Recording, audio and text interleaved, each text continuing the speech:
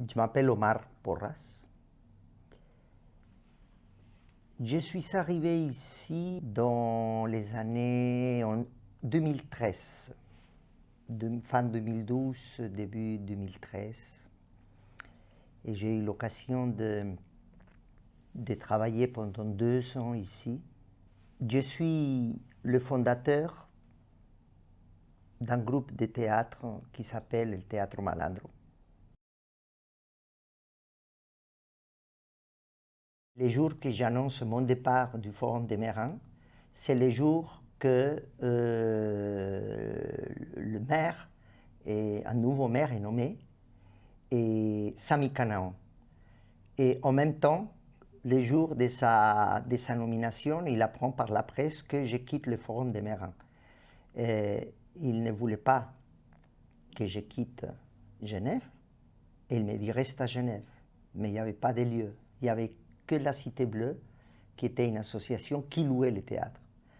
Donc, on nous propose de négocier avec la Cité Bleue et on rentre ici en location. C'est-à-dire que nos subventions pour créer passent pour payer un loyer. Mais mon intérêt, mon désir de rester à Genève était grand. J'ai décidé de rester ici à la Cité Bleue. Et je travaille pendant 2 ans. J'ai fait 3 créations ici. J'ai répété Les Fourberies d'Escapin, qui n'a pas joué ici, mais qui est parti en tournée, car la tournée était déjà montée et la production, on l'avait fait au théâtre de Carouge. Ensuite, j'ai fait ma première création ici, c'est L'éveil du printemps de Wedekind. Je ne me rappelle pas le nombre de représentations. Et ensuite, nous avons fait Roméo et Juliette avec la troupe japonaise du SPAC, spectacle qui est parti aussi plus tard en tournée.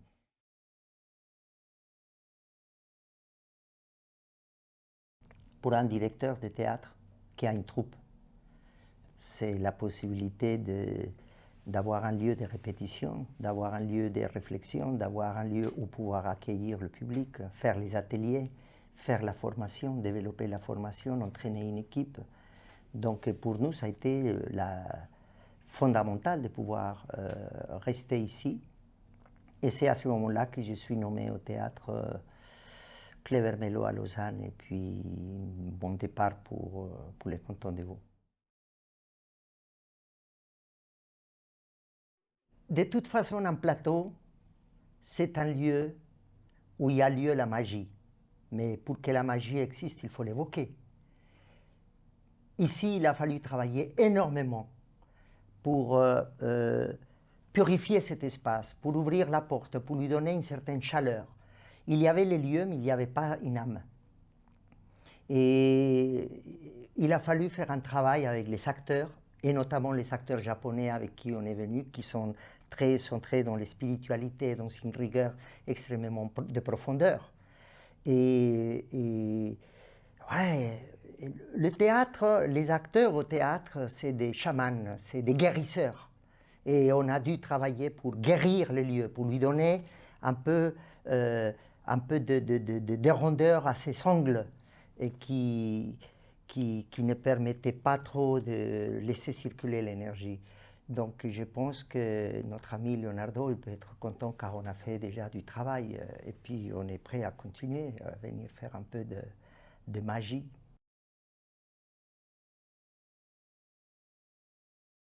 Il y a beaucoup de choses à raconter lorsqu'on vit dans un théâtre parce que comme Alex et Leonardo il a dit, il y a beaucoup de fantômes ici dans un théâtre.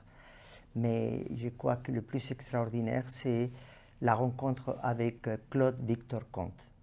Claude Victor Comte, c'était un grand ami, un ami de Genève, un ami de la culture, un ami du théâtre, de la musique.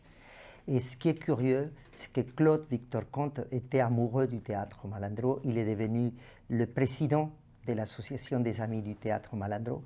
Il m'a accompagné partout, il est allé même jusqu'au Japon pour nous suivre.